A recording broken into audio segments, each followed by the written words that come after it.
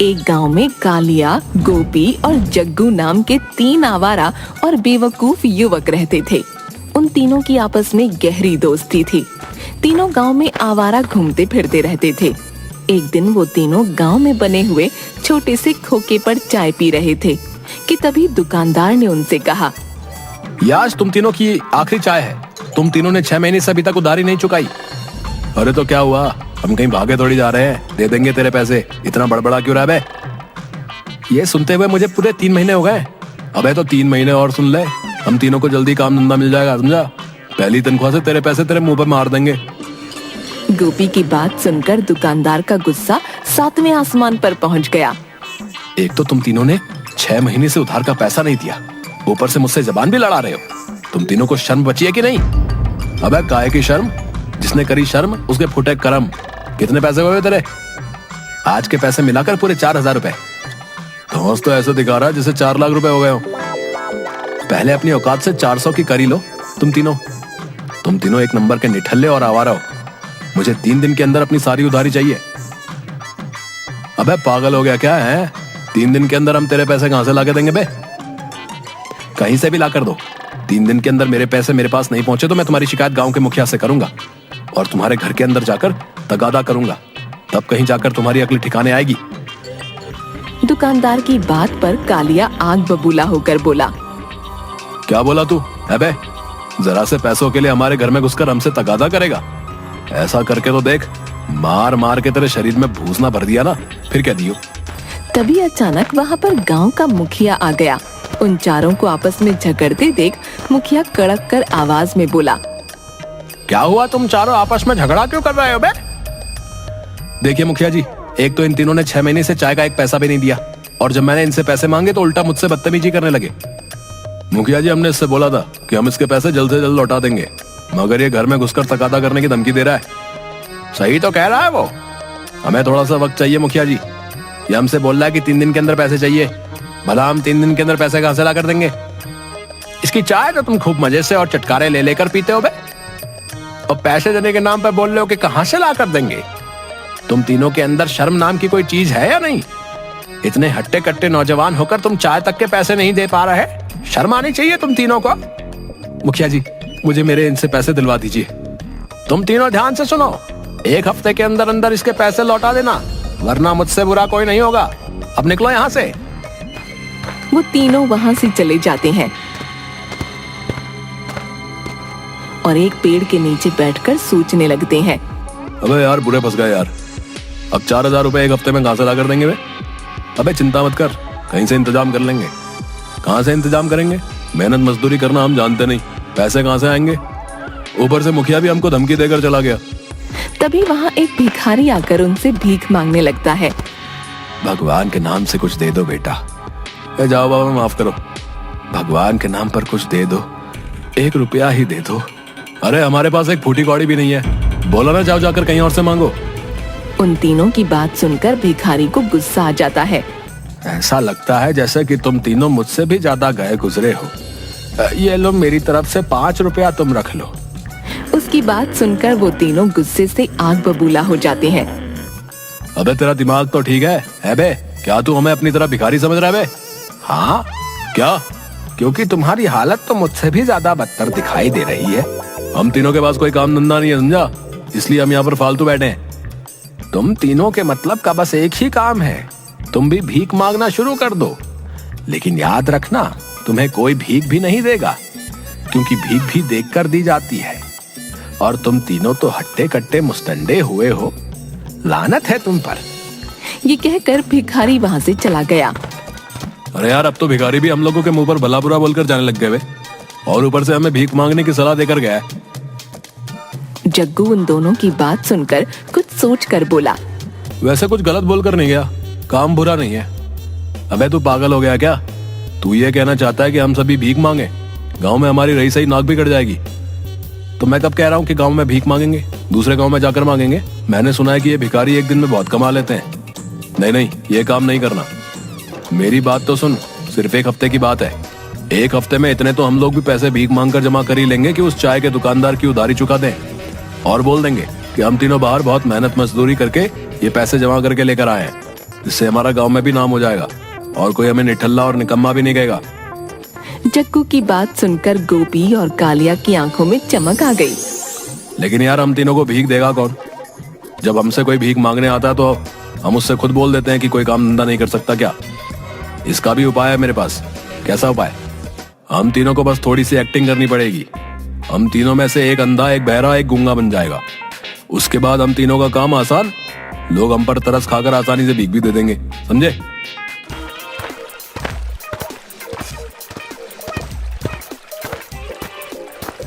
वो तीनों दूसरे गांव पहुंच गए। कालिया गूंगा, गोपी अंधा और जग्गू बहरा बन जाता है। उस गांव में एक व्यक्ति एक दुकान पर खड़ा होकर समोसे खा रहा होता है। हम तीनों एक साथ जाएंगे तो हो सकता है कि हम पर शक हो जाए। सबसे पहले मैं जाता हूँ। कालिया उस व्यक्ति के पास जाकर गूंगे की एक्टिंग करके भीख मांगने लगा, मगर उस व्यक्ति के पास जाकर कालिया ये भूल गया कि उसे गूंगा बनकर भीख मांगनी थी। भगवान के नाम पर कुछ दे दो बाबा, मैं जन्मजात गूंगा हूँ। कालिया की बात सुनकर वो व्यक्ति बुरी तरह से चौंक गया। अबे जब तू जन्मजात गूंगा है तो फिर बोल कैसे रहा है? कालिया को अचानक ध्यान आया कि उसे तो गूंगे की एक्टिंग करनी थी और फिर वो अचानक से गूंगे की एक्टिंग करने लगा। जबा जबा चबा। कालिया को देखकर वो व्यक्ति समझ गया कि ये इंसान झूठा है। अबे पागल समझा क्या?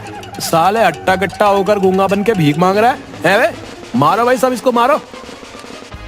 इतना कहकर वो कालिया को बुरी तरह से पीटने लगा और आसपास के लोगों ने भी कालिया पर हाथ सेंक दिए। कालिया दर्द से कराहता हुआ अपने दोस्तों के पास चला गया। अबे उन लोगों ने मुझे बहुत मारा बे, पीट पीट कर मेरा बुरा हाल कर दिया। अबे बेवकूफ, तुझे गूंगा बनना था। तूने कभी सुना है कि एक गूंगा ये बोल रहा है कि मैं जन्मजात गूंगा हूँ? तू तो कड़ी का एक्टर है। अब देख, मैं जाता हूँ, सीखना मुझसे कुछ। देख उससे कैसे पैसे ऐड कर लेके आता हूँ, देख। इतना कहकर गोपी उसी व्यक्ति के पास चला गया। भगवान के नाम पे कुछ दे दे बाबा इस अंधे को। मेरे घर में मेरी बीवी और बच्चे 2 दिन से भूखे हैं। उस व्यक्ति को गोपी को देखकर बड़ा तरस आया। वो अपनी जेब से 100 का नोट निकालकर गोपी को देखकर बोला, कहाँ रहते हो तुम? पहले तो तुम्हें इस गांव में कभी नहीं देखा। मैं यहीं पास के गांव में ही रहता हूँ बाबूजी। क्या तुम पैदाइशी अंधे हो? नहीं बाबूजी, कुछ वक्त पहले मजदूरी करते समय दीवार मेरे ऊपर गिर गई। मेरे पास इलाज कराने के लिए पैसे नहीं थे और मेरी आंखें चली गईं। तुम घबराओ मत, अगर तुम्हें और भी पैसों की जरूरत हो तो तुम मुझसे मिल लेना। लेकिन मैं आपसे कैसे मिल सकता हूँ बाबूजी? मैं तो देख ही नहीं सकता। मेरा नाम रामू है, मैं यहाँ का मुखिया हूँ। तुम किसी से भी बोल देना कि मुझे गांव के मुखिया से मिलना है, वो तुम्हें आसानी से मेरे पास पहुंचा देगा।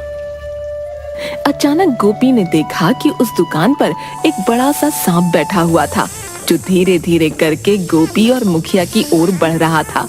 गोपी चिल्लाता हुआ बोला, सांप सांप सांप, अरे भागो सब यहाँ से, यहाँ पर एक बड़ा सा सांप है।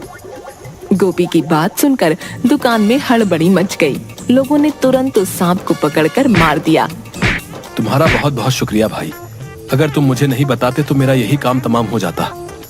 अचानक मुखिया के दिमाग में एक विचार तेजी से कौंधा। लेकिन तुम तो अंधे हो ना, फिर तुमने सांप को कैसे देख लिया? वो मुझे सांप की आहट सुनाई दे गई। मुझे पता लग जाती है जब सांप आता है। मुखिया गुस्से से आग बबूला हो उठा। झूठ बोलता है साले, अंधा बनकर भीख मांगता है, तुझे शर्म नहीं आती? एक तो वैसे ही अभी पिट कर गया था, अब तेरी बारी है, मारो इसको।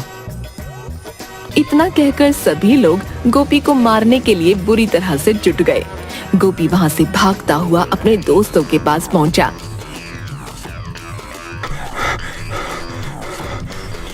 तू तो बड़ी बड़ी डेंगे आंग कर गया था, आ गया मार खाकर। अरे यार, एक्टिंग तो मैंने सही की थी, लेकिन बोलना मेरी मजबूरी थी। अगर नहीं बताता तो वो सांप मुझे भी डस सकता था। तभी जग्गू गुस्से में बोला, अरे तुम दोनों किसी काम के नहीं हो, तुम दोनों कुत्ते की तरह मार खाकर आ गए। तुमसे तो ठीक से एक्टिंग भी नहीं होती। हाँ, तू तो बहुत 30 मार खाए ना, सलमान खान के बाद तो तेरी एक्टिंग का ही नंबर आता है। अब तुम दोनों ध्यान से देखना बे, किस तरह मैं उस गांव के मुखिया को बेवकूफ बनाता हूं, समझे? रहने दे भाई, मुझे लगता है कि हमें ठिकाना बदल लेना चाहिए। कहीं तू भी अगर पकड़ा गया तो लेने के देने पड़ जाएंगे। मैं तुम लोगों की तरह बेवकूफ नहीं हूँ, बहुत फिल्में देखी है मैंने। मुझे लगता है कालिया सही कह रहा है जग्गू। आज अगर मुंबई चला जाऊंगा तो बड़े से बड़ा रोल मुझे मेरी शक्ल देखकर ही मिल जाएगा, समझे? जाने दे भाई, जाने दे इसको, जाने दे। जा भाई जा। जग्गू बहरा बनकर उसी मुखिया के पास गया। ईश्वर के नाम पे कुछ दे दो बाबा। अभी 2 लोग यहाँ से पिट कर गए। पता नहीं क्यों मुझे तुझ पर भी शक हो रहा है कि तू भी उन्हीं का साथी है। मगर जग्गू उसकी बात पर कुछ नहीं बोला। अबे बहरा है क्या? जग्गू खामोश रहा। भगवान के नाम पर इस बहरे को कुछ दे दो बाबा। समझ गया, जब तू मेरी बात सुनी नहीं रहा था तो इसका मतलब वास्तव में तू बहरा है। मुखिया वही 100 का नोट निकालकर जग्गू को देने लगा कि अचानक दूसरा भिखारी मुखिया के सामने आकर खड़ा हो गया। भगवान के नाम पर कुछ दे दे बाबा। मुखिया उस भिखारी को भी कुछ पैसे देने लगा। तभी उस भिखारी की नजर जग्गू पर पड़ी। वो वही भिखारी था जो कुछ देर पहले उन तीनों दोस्तों को मिला था। मुखिया ने उस भिखारी को देखकर कहा, तू तो यहाँ पर बरसों से भीख मांग रहा है, ले तेरा एक और साथी आ गया। मुखिया की बात सुनकर भिखारी चौंक गया। कौन सा साथी? मैं तो अकेला हूँ। अरे ये देख, ये दूसरा भिखारी है, बेचारा बहरा है, सुन नहीं सकता। पागल हो गए हो क्या मुखिया जी? ये कोई बहरा वहरा नहीं है, ये दूसरे गांव का रहने वाला है। इसके साथ इसके दूसरे निकम्मे साथी भी होंगे जो इसी तरह बिल्कुल हट्टे कट्टे हैं। उस भिखारी की बात सुनकर मुखिया गुस्से से आग बबूला हो गया और उसने एक चांटा जग्गू के कान पर जड़ दिया। इसका मतलब तू भी धोखेबाज है। भिखारी की बात पर जग्गू का गुस्सा भी आसमान पर पहुंच गया। गुस्से में वो ये भी भूल गया कि उसे यहाँ पर बहरे की एक्टिंग करनी थी। झूठ बोल रहा है ये भिखारी। आप किसी से भी पूछ लो, मैं जन्मजात बहरा हूँ। अगर तू जन्मजात बहरा है तो फिर तूने इस भिखारी की बातें कैसे सुन ली बे? मुखिया की बात सुनकर जग्गू वहाँ से भागने लगा।